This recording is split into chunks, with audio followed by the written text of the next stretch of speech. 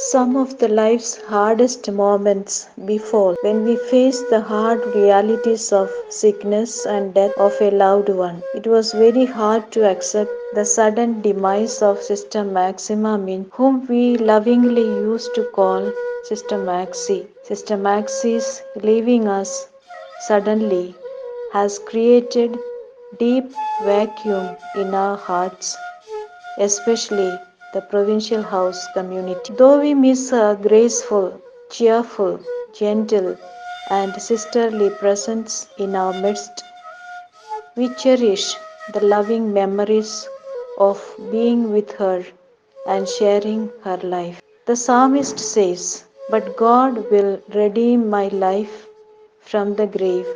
He will surely take me to Himself." Psalm 49:15. Sister Maxima is with God and she is interceding for us. Thank you, Sister Maxima. I am very much grateful to Sister Maxima Minch for inspiring all of us a lot in our spiritual life. Her sudden departure on 7th March 2021 pained me so much. I always cherish her love, care, concern, help and support with a joyful heart. Whenever I returned from my heavy schedule of visiting our sisters in different communities and the areas of activities, Sister Maxima was there with a pleasant smile which was so soothing. She always asked about the well-being of our sisters and the mission there. On the occasion of the first death anniversary of Sister Maxima, I pray that may her soul enjoy the eternal bliss and receive the eternal reward and happiness. I am sure that she intercedes for us. Thank you so much, Sister Maxima. I was privileged to be with Sister Maxima Minch as a young sister for 1 year in Gotgaon community. She enjoyed the company of young sisters and she supported and encouraged them in their spiritual life. She was an educationist.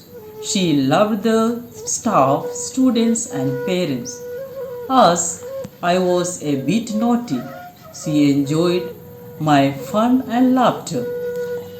I was impressed by her deep spirituality, caring nature and love for nature. On this first death anniversary, I pay homage to our dear Sister Maxima Minch. God looked around his garden and found an empty place. He then looked down upon the earth and saw your tired face. He put his arms around you and lifted you to rest. God's garden must be beautiful. He always takes the best.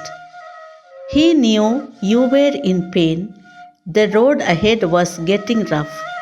So he closed your weary eyelids and whispered, "Peace be thine." Sister Maxima, we think of you as living in the hearts you touched.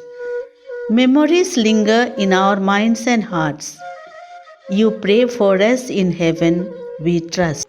Sister Maxima, a very loving and prayerful person, found her shelter in Jesus. Her reflective and recollected mind made her a very gentle person and deal with others with great respect. Her Franciscan simplicity was clearly visible in her appearance and in her living. Without exception, whoever came to her felt at home. Her loyalty to the founders and love for the congregation were obvious from the way she lived her ordinary life in an extraordinary way. I had a beautiful chance to be with her in the KC Memorial Hospital, Ranchi. Her physical suffering was agonizing. She looked quite resigned and satisfied with the medical help rendered to her. We had taken her for a general checkup to Ranchi, hoping to return the same day. But our ways are not God's ways. Her symptoms had indicated COVID-19. Finally, she left us for her abode with Jesus forever and to enjoy the company of saints and angels in his kingdom. I felt saddened that I couldn't be with her at the final moments. However, the time spent with her was a very unique experience for me. May the soul of Sister Maxima experience eternal bliss. I lived with Sister Maxima Minch in the last years of her life journey. She was the superior in the Provincial house and she welcomed me in the month of May 2016. She was very loving, kind, considerate. Above all, she was very hospitable.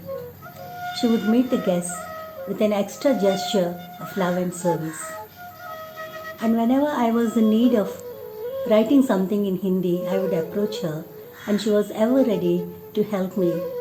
I considered her as one of my elder sisters and I tried to give company whenever and wherever possible. When I was sick, she would come and ask me what I would like to eat and drink.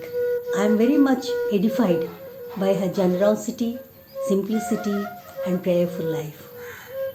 I pray to God that He may bless her abundantly and richly reward her on this first death anniversary. I am Sister Prabha.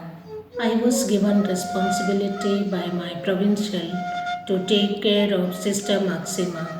Sister Maxima was admitted in Manda Hospital. On her last day, on 7th February, she talked to me more than any other days. She told me repeatedly, Prabha, we will go back to Hazaribagh. Then I said, yes, sister, surely we will go back. That day, I was a bit tired and was feeling drowsy. So I told her, let us sleep. Then she replied, yes, we will sleep. I got up and switched off the light and went to my bed. In fact, I was not feeling comfortable within. I got up after 2-3 minutes and switched on the light. And then I saw Sister Maxima was struggling. Immediately I informed to nurses and doctor. They responded very fast.